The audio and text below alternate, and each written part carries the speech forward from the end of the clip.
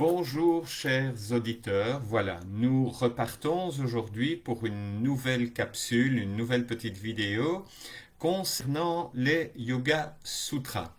Alors, comme d'habitude, je vous remontre le livre au cas où tu n'aurais pas pu prendre note des références. Yoga Sutra de Patanjali, collection Albin Michel, voilà. Et comme d'habitude, je vais te faire un petit récapitulatif au niveau de ces Yoga Sutras. Donc, très simplifié maintenant. Donc, le premier sutra, on te dit que le yoga, c'est un enseignement. C'est un enseignement qui va t'apporter la sérénité et la clarté. Ensuite, sutra numéro 3. De cette clarté, tu vas avoir la possibilité de te rencontrer, de rencontrer le soi, de rencontrer le cœur, la source. Voilà.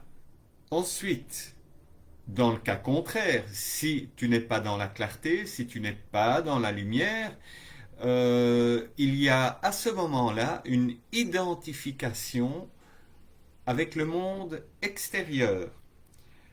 Le sutra numéro 5 te dit que les modifications du mental sont au nombre de 5 et qu'elles sont douloureuses ou non douloureuses. On va essayer de comprendre cela.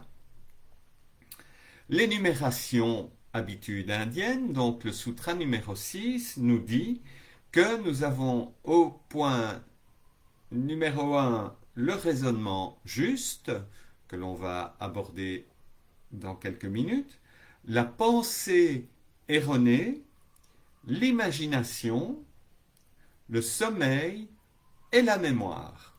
Et donc, ces éléments, ces modifications du mental sont au nombre de 5 et peuvent être douloureuses et non douloureuses. Voilà.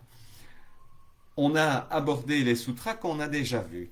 Donc, je vais vous lire en sanskrit le sutra numéro 7.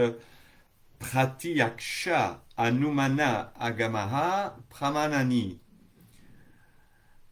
Traduit par Françoise Mazet, les raisonnements justes ont pour base la perception claire, la déduction et la référence au texte sacré.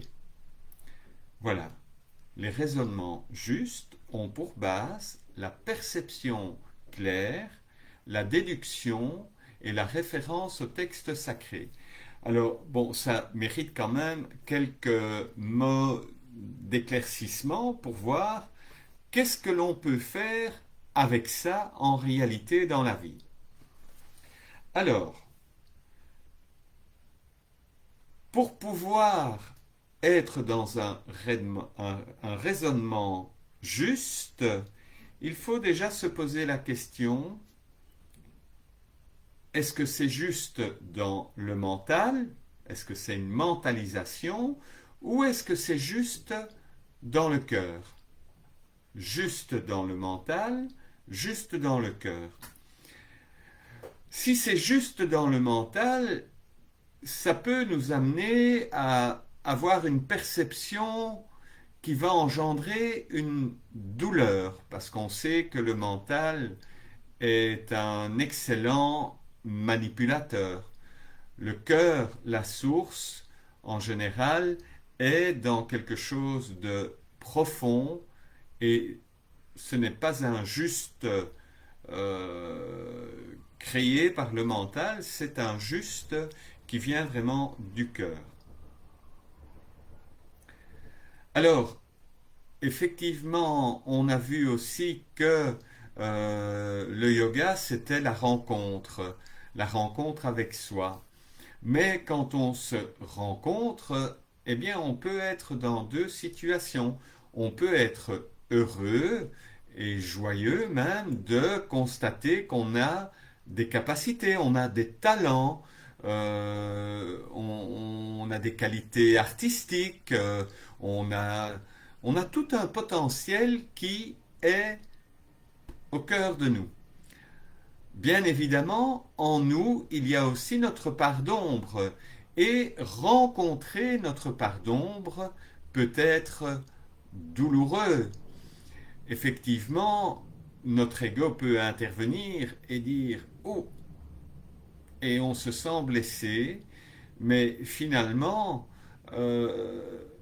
la création de la douleur est une création du mental dans ce cas-ci. Donc, se rencontrer, douloureux, non douloureux, on peut assez simplement, je dirais, le concevoir. Alors, Françoise Mazet parle de la déduction. Alors, ça, c'est quelque chose de très intéressant. La déduction implique une réflexion. Elle demande de prendre du temps pour se poser lorsque nous recevons une information. Et ça, effectivement, aujourd'hui, c'est quelque chose d'utile de pouvoir se poser un moment et ensuite de pouvoir réfléchir sur le sujet. C'est enquêter, faire le tri et faire le point, et surtout s'informer. Alors, j'en viens au dernier élément que Françoise Mazet met en exergue, la référence au texte sacré, pardon. La référence au texte sacré. Alors, du point de vue indien, dans le passé, on a les Yoga Sutras, la Bhagavad Gita, les Samkhya Karika, et on a de nombreux textes. Mais je pense personnellement que nous sommes des Occidentaux d'abord, nous ne sommes pas des Indiens, et que nous avons dans notre histoire de nombreux philosophes qui peuvent également nous aider à réfléchir, à pouvoir faire des déductions, à pouvoir s'informer en conscience sur une situation que l'on vit. Voilà. Donc, ce sutra, la pensée juste, le raisonnement juste, pardon, est intéressant. À toi maintenant de réfléchir sur ce sutra et puis de voir comment toi tu le perçois, comment tu le ressens. Euh, on pourrait passer 1 heure sur ce sujet-là, développer plus profondément. Peut-être que je ferai ça plus tard, mais voilà. Donc tu as quelque chose en main pour réfléchir et tu es déjà au 7e sutra. Voilà. Namasté, je te souhaite une très belle journée. Il y a encore un peu de soleil. Profites-en. À bientôt.